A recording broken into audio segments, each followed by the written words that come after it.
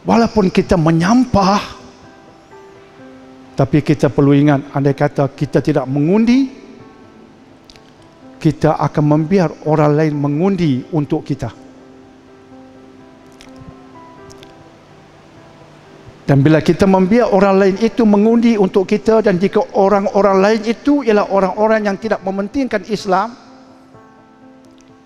maka akhirnya kita tersepit di negara kita sendiri.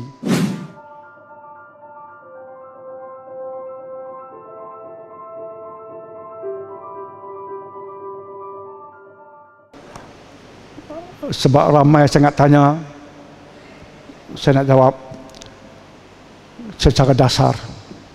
Parlimen sudah dibubarkan, PRU akan diadakan.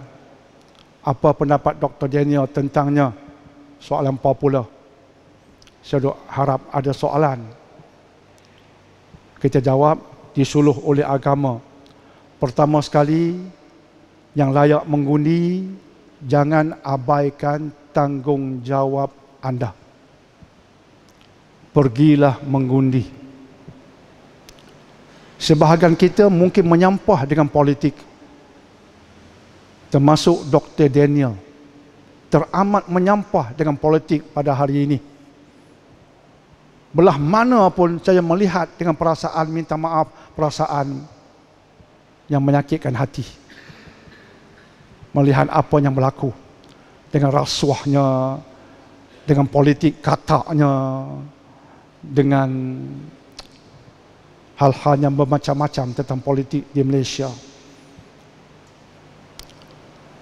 Walaupun kita menyampah, tapi kita perlu ingat, andai kata kita tidak mengundi, kita akan membiar orang lain mengundi untuk kita. Dan bila kita membiar orang lain itu mengundi untuk kita, dan jika orang-orang lain itu ialah orang-orang yang tidak mementingkan Islam, maka akhirnya kita tersepit di negara kita sendiri. Jadi walaupun kita menyampah, keluar mengundi. Itu tanggungjawab kita. Itu yang pertama. Yang kedua, bila kita mengundi, kita sedang memilih siapa yang kita pilih. Saya tak pentingkan parti. I don't care. Saya pentingkan apa yang Allah sebutkan.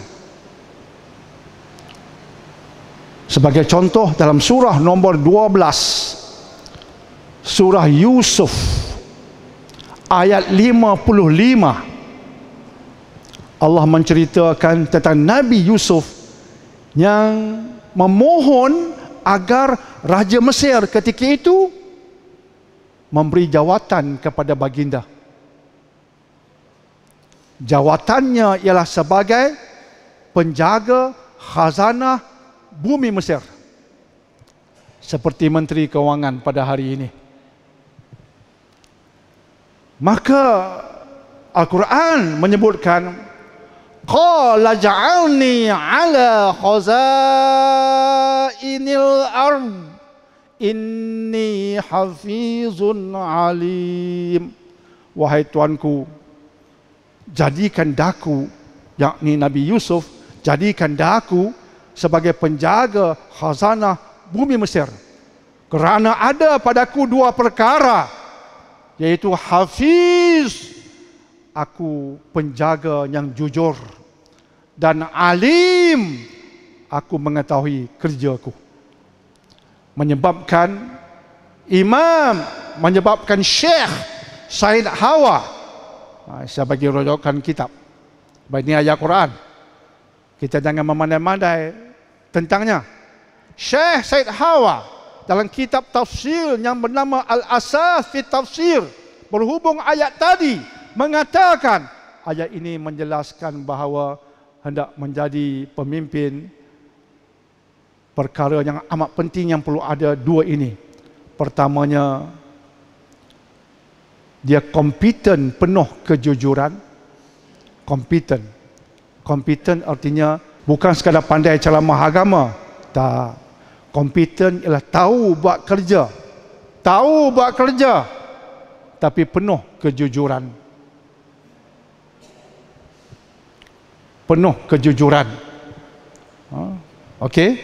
Dan yang kedua, dia berilmu. Dia tahu cara nak buat kerja. Tapi yang dipentingkan di sini ialah kejujuran. Jadi orang yang terjebak dengan rasuah, yang bermesra dengan puak-puak rasuah, yang pandang rasuah orang Melayu ni tak apa, itu sudah terkeluar dari garis panduan Al-Quran. Jangan fokus sangat parti, fokus pada orang yang nak pegang jawatan itu.